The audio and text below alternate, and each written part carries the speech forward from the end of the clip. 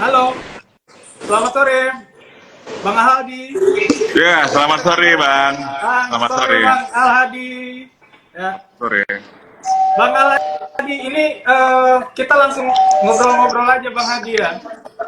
Ini kan sudah 20 tahun ya peringatan tsunami Aceh. Nah, di tahun ini di tahun ke-20 ini apa sih yang berbeda dari tahun-tahun sebelumnya dalam peringatan tsunami Aceh ini, Bang? Ya, sebetulnya nggak ada hal yang signifikan perbedaan momen memperingati tragedi tsunami Aceh 26 Desember 2004 Bang ya. Iya. Artinya bagi masyarakat Aceh, terutama bagi mereka yang menjadi korban ataupun juga yang merasa turut kehilangan akibat tragedi tsunami Aceh, selalu tanggal 26 Desember ini adalah menjadi hari kesedihan, hari merasa kehilangan dan juga hancuran bercampur aduk. Tapi ya lagi-lagi di balik kesedihan itu ya tetap juga selalu ada hikmah ya Bang. Artinya meskipun kita merasa banyak kehilangan, tetapi selalu ada pelajaran penting yang bisa kita petik dari setiap peristiwa besar yang terjadi.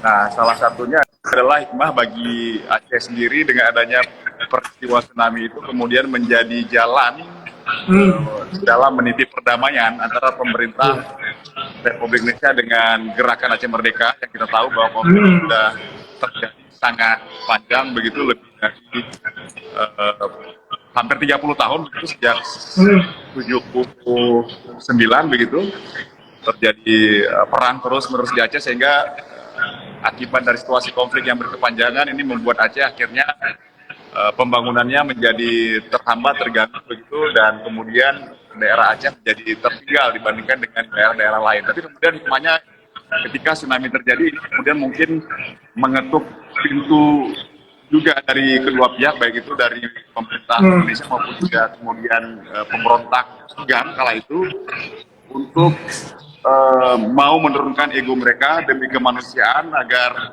proses penanganan darurat tsunami bisa berjalan dengan baik, maka akhirnya mereka sepakat untuk berdamai. Nah, situasi damai ini akhirnya menjadi berkah bagi masyarakat Aceh sebab dengan situasi yang hari ini damai, sudah kondusif, masyarakat Aceh kemudian bisa bangkit untuk membangun, untuk menata lagi kembali masa depan mereka, jadi bisa berkreativitas dengan lebih leluasa dibandingkan dengan zaman konflik dan juga perang begitu ya.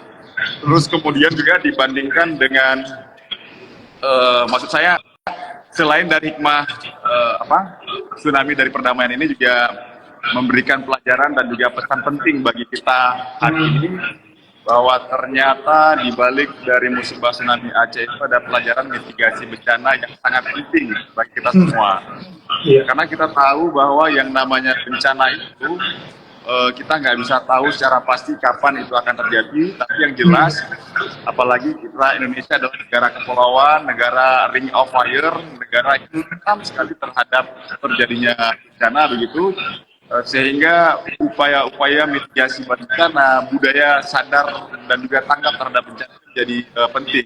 Pelajaran ketika tsunami terjadi Aceh, kenapa banyak sekali korban jiwa. Jadi sejarah mencatat lebih dari 230.000 masyarakat yang korban tsunami. Terus kemudian ada juga lebih dari 500.000 masyarakat yang harus kehilangan tempat tinggal mereka juga karena gempa dan tsunami kala itu. Jadi kenapa pertanyaannya adalah di Aceh ketika terjadi gempa dan juga tsunami, kenapa banyak sekali korban jiwa yang berjatuhan? Itu karena kurangnya kesadaran mitigasi bencana, sehingga memang kalau itu ketika saya sendiri selaku salah satu masyarakat Aceh yang juga menjadi penyintas tsunami yang selamat dari gelombang amukan tsunami, itu memang menyadari betul memang bahwa iya, kala itu kami masyarakat Aceh tidak pernah mendengar istilah tsunami dan tidak pernah tahu kalau ternyata setelah terjadi gempa besar itu bisa berpotensi terjadinya tsunami. Sehingga itu dia akhirnya salah satu penyebab kenapa banyak sekali korban jiwa kala itu, salah satu kurangnya kesadaran soal mitigasi bencana. Bang Hadi ini kan seorang jurnalis di sisi lain Bang Hadi juga masyarakat Aceh yang juga menjadi penyintas. Ini ketika kejadian tsunami Aceh itu, apa memori yang paling teringat sama Bang Hadi yang sampai sekarang masih teringat? Ya, sudah pasti ya kejadian itu ya. Karena itu kan kejadian eh, kayak kiamat ya Bang. Jadi kejadian yang tiba-tiba dalam waktu yang sangat cepat kita harus kehilangan orang-orang yang kita cintai, keluarga, saudara-saudara dan teman dekat gitu. Itu kan sangat memilukan, sangat berat gitu ya. Eh, kita nggak pernah menyangka tiba-tiba hidup kita selama ini sudah sudah cukup bahagia, cukup damai, tiba-tiba kemudian ada bencana besar yang membuat kita harus kehilangan dengan saudara-saudara dan keluarga tercinta kita. Itu jadi sebuah peristiwa yang sangat sulit sebenarnya untuk dilupakan, tapi lagi-lagi ya balik lagi bahwa kita nggak boleh juga larut terus dalam kesedihan, karena hidup juga harus terus berjalan begitu ya. Jadi ya yang kita lakukan adalah kemudian mencoba untuk tawakal, berserah diri, dan kemudian berpikir untuk untuk menata masa depan yang lebih baik, bahwa hidup harus terus berjalan gitu. Jadi menguatkan diri. Ya, Bang Hadi, ini kan 20 tahun dan sudah ada peringatan. Bang Hadi sudah bilang juga tadi bahwa sebenarnya masyarakat Aceh pada saat itu tidak mengenal tsunami, tapi akhirnya sadar dengan ancaman-ancaman bencana yang ada di sekitar Aceh juga seperti itu kan. Nah, ini bagi Bang Hadi, keluarga dan juga masyarakat Aceh pada umumnya, itu apa sih yang berubah setelah tsunami itu terjadi? Ya, ada banyak memang perubahan. Jadi di balik bencana yang besar, selain memang ada hikmah, ada berkah juga. Seperti yang saya sampaikan, bahwa kemudian ini membuat suasana di Aceh, adanya perdamaian, sehingga membuat suasana di Aceh kondusif begitu ya. Sehingga memang walaupun di satu sisi tsunami ini membuat Aceh, khususnya kota Banda Aceh ini porak-poranda. Jadi ada banyak bangunan yang hancur, ada banyak infrastruktur dan fasilitas yang hancur rusak parah, begitu rata dengan tanah waktu itu.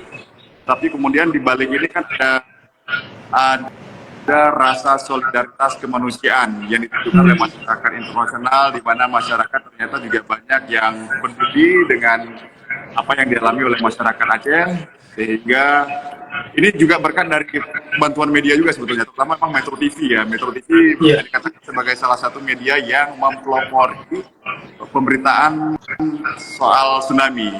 Nah, waktu tsunami 20 tahun yang lalu, usia saya 17 tahun, Bang. Jadi saya belum bergabung di Metro TV, belum menjadi seorang wartawan. Tapi meskipun saya belum menjadi wartawan, saat itu saya menjadi saksi juga bagaimana Metro TV melakukan pemberitaan yang begitu masif, begitu luas, yang dilakukan oleh Metro TV dengan cepat begitu ya, dan dengan sangat total. Saya ikut melihat bagaimana Metro TV melakukan peliputan 24 jam. Jadi memberitakan peristiwa bencana tsunami itu 24 jam non-stop, dan ada berapa banyak titik-titik juga yang melakukan pemberitaan di saat media-media lain tidak bisa menjangkau. Metro TV dan juga media grupnya itu bisa menjangkau begitu, dan dengan cepat. Kalau menurut informasi yang saya dengar-dengar dan saya lihat juga, memang waktu itu Metro TV itu di hari kedua setelah tsunami itu sudah tim dari Jakarta sudah datang ke Aceh untuk melakukan pemberitaan. Nah, tujuan dari pemberitaan tsunami yang dilakukan oleh Metro TV itu memang supaya dunia tahu begitu ada bencana yang sangat dahsyat, sangat mematikan, sehingga memang butuh bantuan dan uluran tangan dari berbagai pihak. Kemudian juga butuh penanganan secara tepat, karena memang kita tahu waktu itu dampak dari tsunami itu membuat semua aktivitas lumpuh, aktivitas misalnya sumber-sumber logistik lumpuh, aktivitas transportasi lumpuh total, aktivitas fasilitas medis waktu itu juga lumpuh begitu ya, komunikasi juga lumpuh. Nah, dengan adanya pemberitaan-pemberitaan ini kemudian mengetuk pintu berbagai pihak, baik itu pemerintah maupun juga lembaga non pemerintah, untuk melakukan bantuan apa yang mereka bisa bantu, baik bantuan misalnya penanganan untuk logistik, penanganan untuk pengungsi, penanganan baik itu kemudian untuk transportasi, komunikasi dan lain sebagainya. Gitu, Bang. Bang Adi, ini kan setelah 20 tahun ya pasca bencana tsunami Aceh ini kan Bang Adi sudah melihat sendiri bagaimana perubahan Aceh pada saat ini. Nah, ini secara fisik, sosial dan ekonomi bagaimana Aceh sekarang ini, Bang Adi? Ya, secara sosial dan ekonomi memang Aceh hari ini setelah 20 tahun tsunami jauh lebih baik, Bang. Jauh lebih baik. Kenapa saya bisa bilang lebih baik? Indikatornya adalah memang hari ini kalau dulu karena mungkin juga waktu sebelum tsunami kan Aceh masih konflik. Jadi Aceh masih tertutup, masyarakat luar belum banyak berani yang datang ke Aceh, sehingga memang investasi waktu itu juga nyaris tidak ada ketika sebelum tsunami. Namun setelah peristiwa tsunami, setelah adanya perdamaian Aceh ini, suasana kondusif, investasi juga mulai datang kemari, jadi mulai ada geliat ekonomi yang mulai menggeliat lebih maju, lebih menggeliat begitu dibandingkan 20 tahun sebelum tsunami. Kemudian juga aktivitas sosial masyarakat juga mulai banyak berkembang, begitu ya, banyak lahir dan tumbuh komunitas-komunitas masyarakat, baik itu komunitas anak muda maupun juga komunitas lainnya. Jadi memang semangat masyarakat Aceh untuk bangkit ini memang patut diapresiasi juga ya, karena memang sangat tidak mudah bangkit dalam kondisi yang sangat terpuruk. Kita tahu bahwa tsunami itu sangat dahsyat sekali, tidak hanya kehilangan nyawa, tapi juga merusak segalanya begitu. Jadi merusak mental juga. Jadi apa yang dilakukan masyarakat Aceh, saya kira harusnya menjadi contoh bagi masyarakat lain.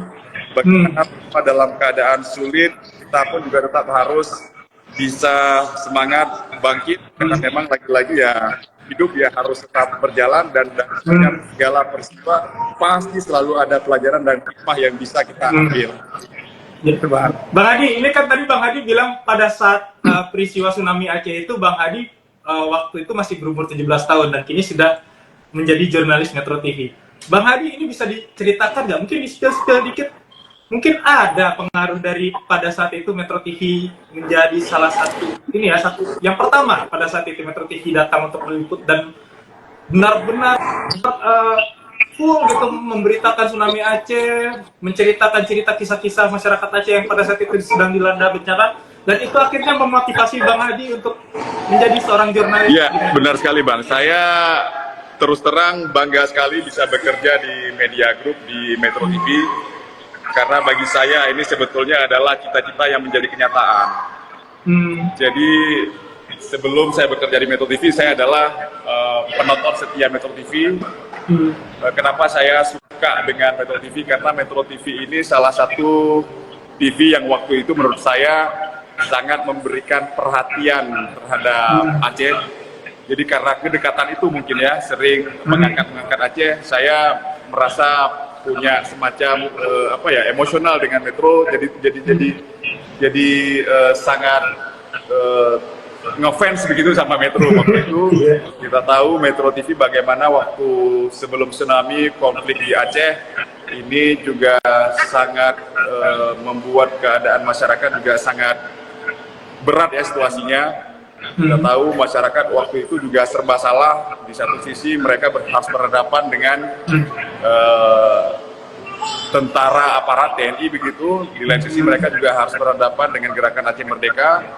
Jadi posisi masyarakat waktu itu dilematis. Nah, kehadiran dari media, terutama misalnya kayak Metro TV waktu itu, ini kemudian bisa menjadi semacam penengah jembatan juga bagi masyarakat antara pihak yang bertikai GAM pemberontak waktu itu dengan tentara begitu.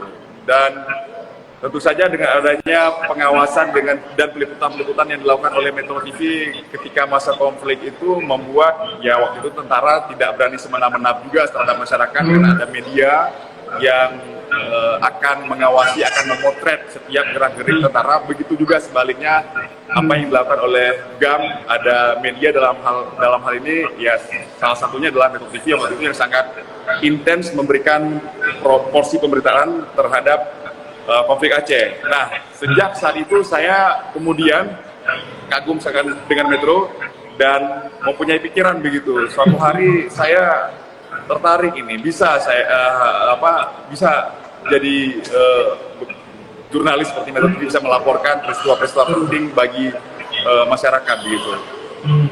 Bang Hadi, terakhir, ini apa harapan Bang Hadi untuk generasi muda, yang generasi muda Aceh umumnya, terutama, khususnya dalam menjaga ingatan tentang tsunami ini, dan juga kesiapsiagaan menghadapi bencana?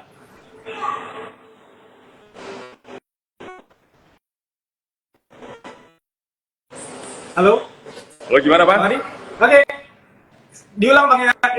Ini terakhir Bang Hadi, untuk harapan Bang Hadi untuk generasi muda Aceh, seperti apa agar menjaga ingatan tentang tsunami Aceh ini, kemudian kesiapsiagaan menghadapi bencana ya. Karena kan Bang Hadi bilang tadi, kita kan sangat rawan bencana ya, Indonesia. Iya. Nah, pesan Bang Saya kira Hadi pelajaran muda, paling penting dari kejadian gempa dan tsunami Aceh ini adalah soal kesadaran kita bahwa penting harus adanya sikap kesadaran siap siaga terhadap bencana, waspada terhadap bencana, mempunyai pengetahuan mitigasi bencana. Kita harus mengetahui apa yang harus dilakukan pada saat sebelum terjadi bencana. Kita harus tahu apa yang harus kita lakukan pada saat sedang terjadi bencana, dan kita juga tahu apa yang harus kita lakukan setelah terjadi bencana. Jadi saya pikir itu menjadi sangat penting, karena kita tahu pelajaran dari tsunami Aceh begitu banyak sekali masyarakat yang menjadi korban, kemudian juga banyak sekali yang menjadi kerusakan-kerusakan. Itu juga diakibatkan karena sebelumnya belum ada upaya mitigasi yang baik yang dilakukan oleh pemerintah dan juga masyarakat. Baik, terima kasih Bang Hadi sudah bergabung dan sudah berbagi cerita untuk sobat-sobat. Yo, sama-sama Bang. Terima kasih. Sukses terus bertugas di Aceh. Ya. Terima kasih Bang Hadi. Sampai bertemu lagi Sobat Medcom di Ya, foto Bang. berikutnya. Assalamualaikum. Waalaikumsalam warahmatullahi wabarakatuh.